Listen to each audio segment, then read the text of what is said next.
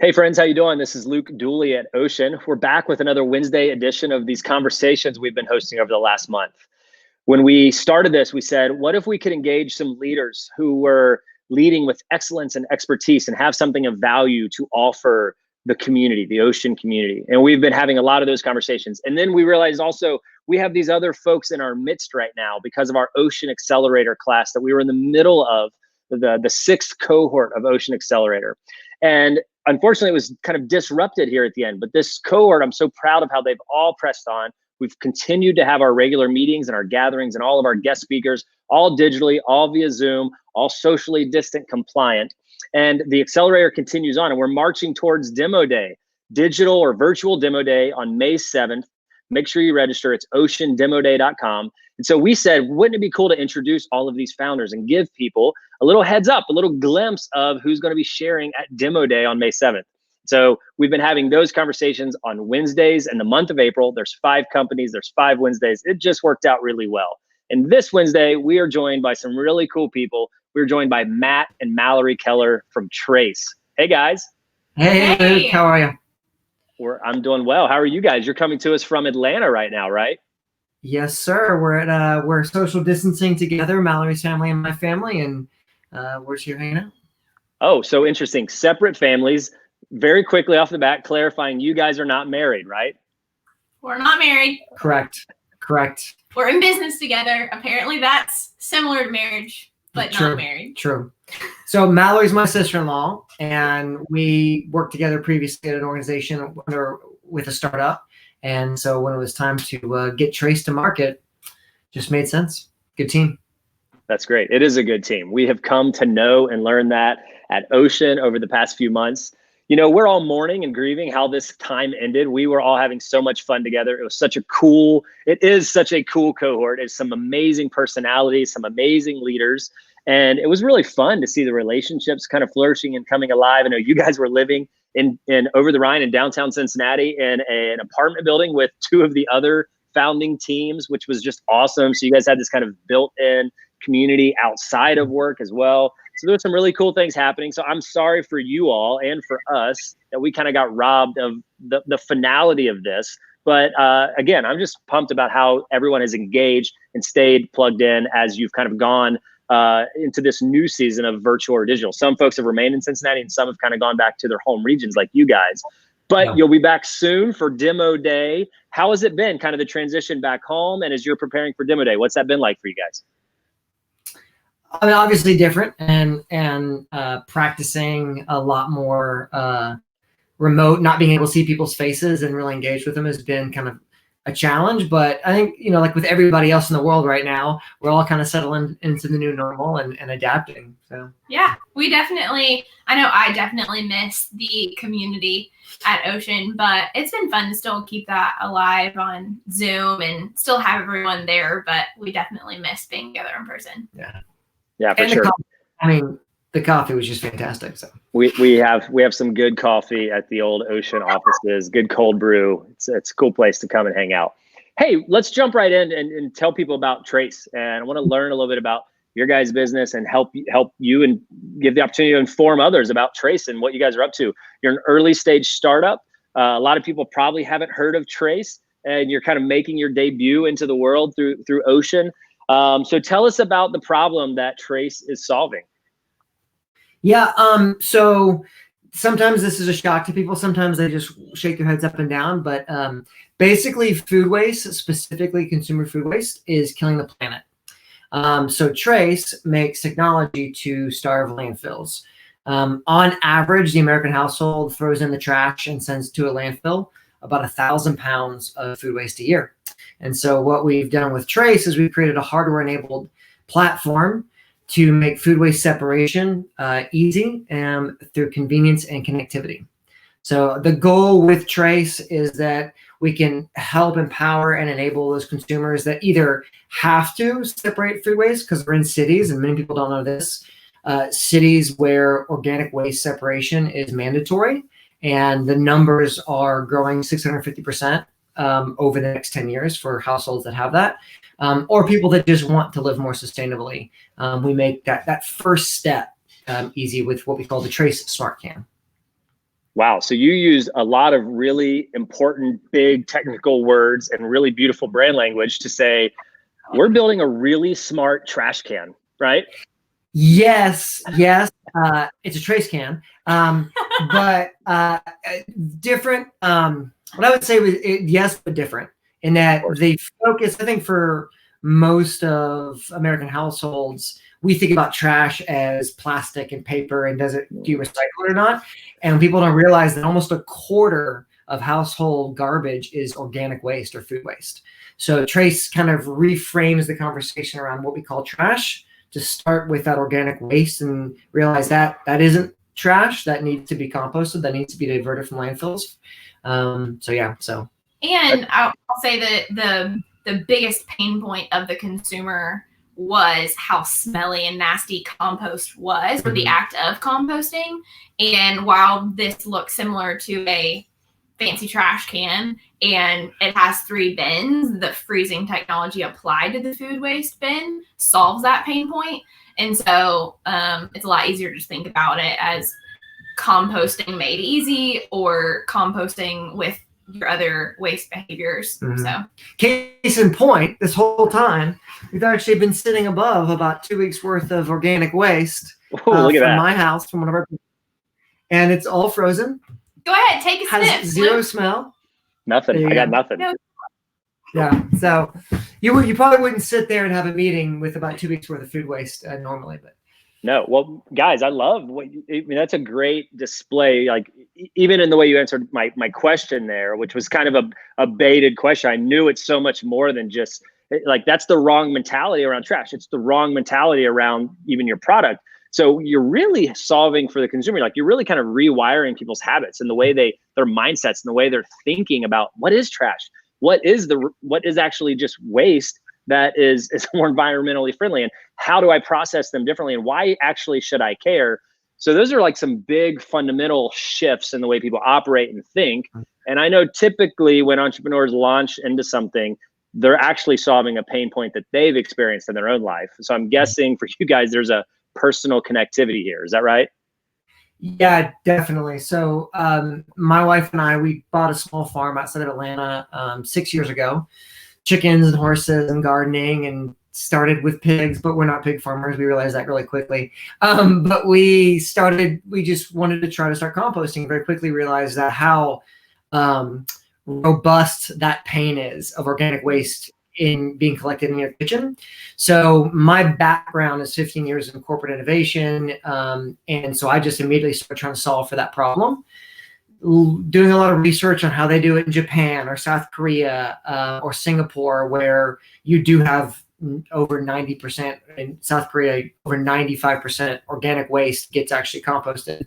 And all the methods that they were doing were very labor intensive, very time intensive. And I, being the good red-blooded American, did not want to spend all that time. So I was looking for a quick solution, a convenient solution, and came across freezing as kind of a base for, hey, this is something you can do. And through about 3 years of iterating, trying to come up with a solution that not only was easy, but also my 2-year-old, whom you can hear yelling through the door, he's 4 now, trying to have a solution that he could engage with and he could be part of his helping in the kitchen, so he understood. And I think Mallory, I started trying to convince Mallory, first of the problem, which I think she immediately looked at the data and math and was like, oh yeah, this definitely is going to become a huge issue. But in the solution that we were trending towards, when Luke, Mallory's husband, my brother, was here one day and he dropped a piece of food on the floor in the kitchen, and Watson, my son, watched him pick it up and go to throw it in the trash. And my son goes, Uncle Luke, no, that's not trash, that's compost, and took it from his hand, walked to the Trace prototype, opened it up and threw it in there. It was kind of like, I think that was one thing that pushed you over the edge to say, okay, this is going to be huge if true. If awesome. This is going to be required by our society and people are wanting to move this way, this is a huge solution. So.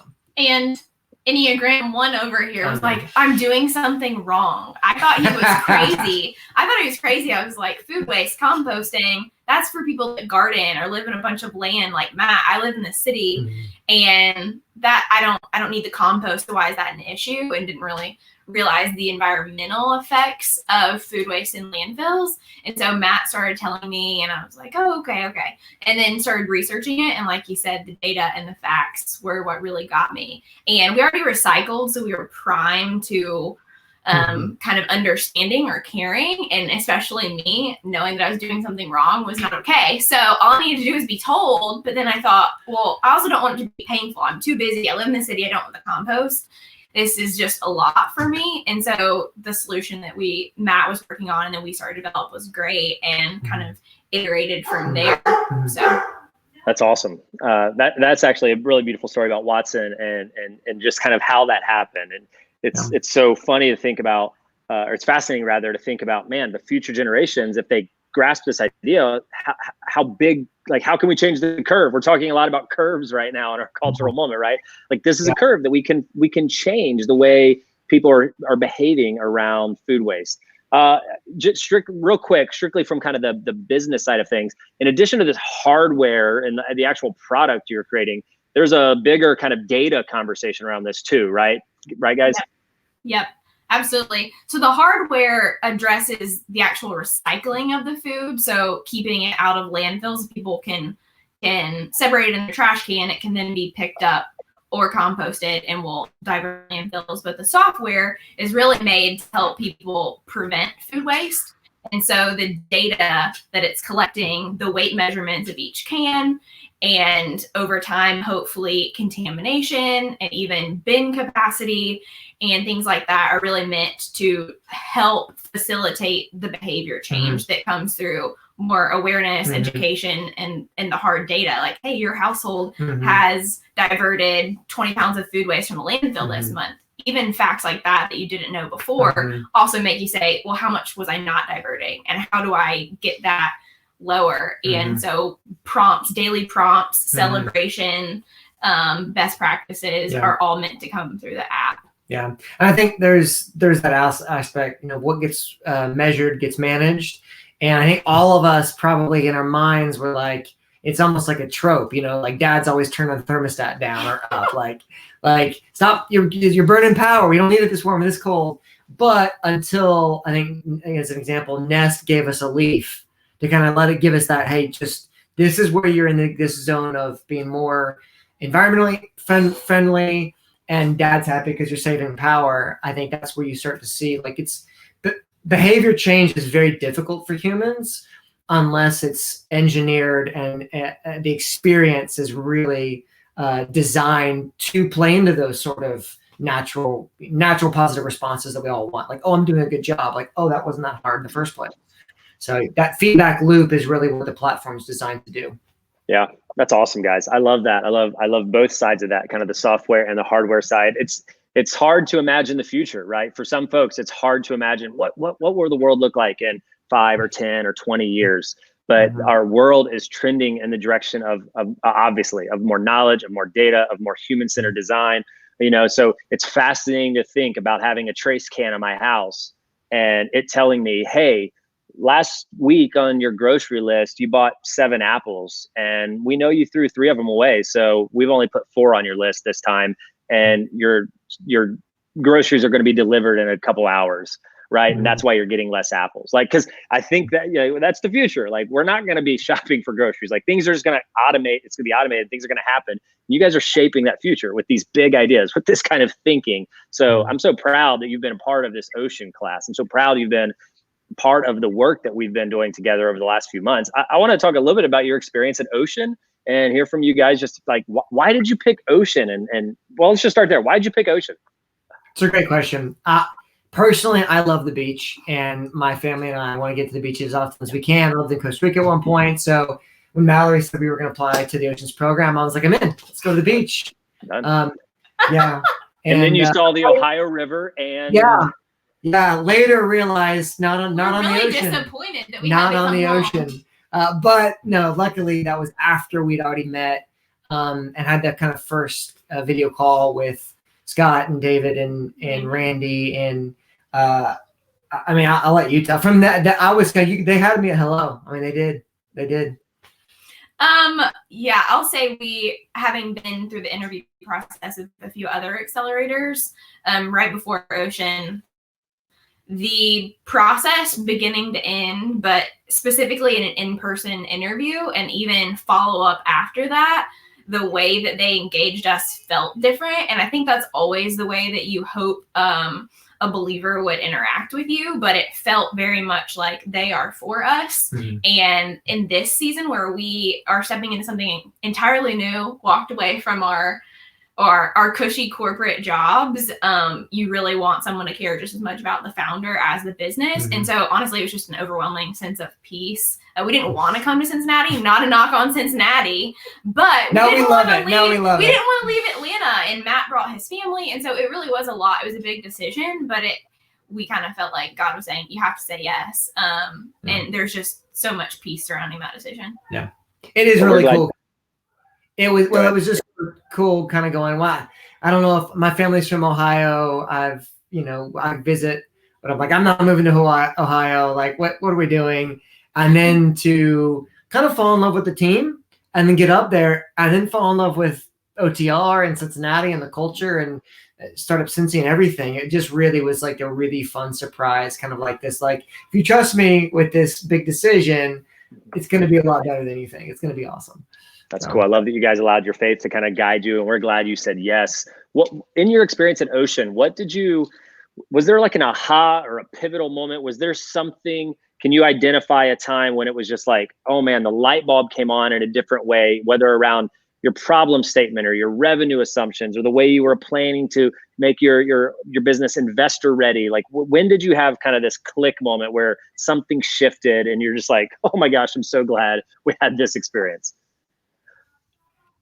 I'll go. You go. Okay. I would say like the first month at Ocean, like any good accelerator, we were pushed to blow up the business and put it back together about 6 times. My brain, I felt like, like blood was going to come out of my nose from my brain being rewired every 3 days. And that's the way you want an accelerator to do, to accelerate how you're thinking about things. I think for me personally, it was coming full circle and really continuing coming back to the real problem, and then being able to enlarge the scope and understand through research and interviews and conversations where the problem's going in scale, and to really understand this.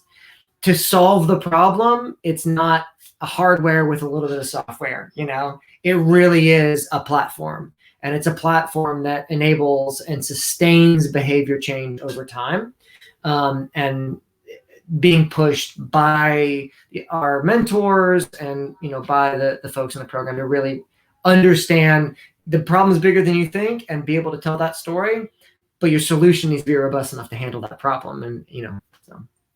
Yeah, I definitely agree with Matt, but I'll say within the first 2 weeks, my aha moment was, wow, there's so much I don't know.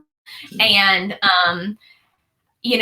I think the benefit to having so many different people helping, so many mentors, where you get all these different perspectives. Mm-hmm. And while one person might say, here's my feedback on your problem statement, and here's my feedback, by the end of 2 weeks, I remember calling a meeting and being like, okay, everyone, one problem statement, one set of feedback, like what is it? And I remember them saying, there isn't a right answer. Everyone's going to give you different feedback.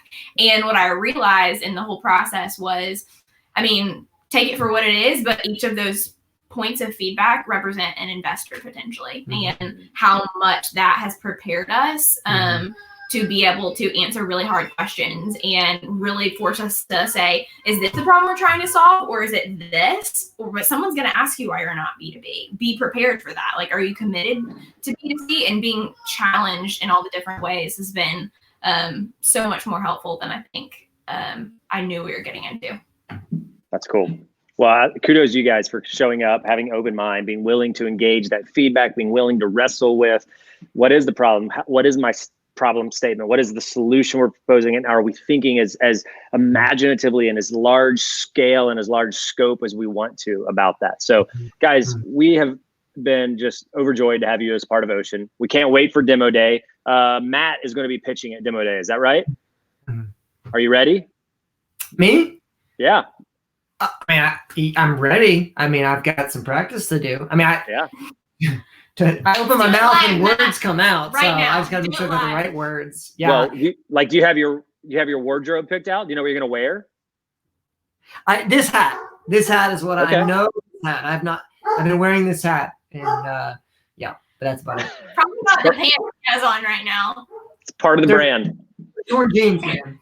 Torn farmer jeans. Hey, dude, it fits.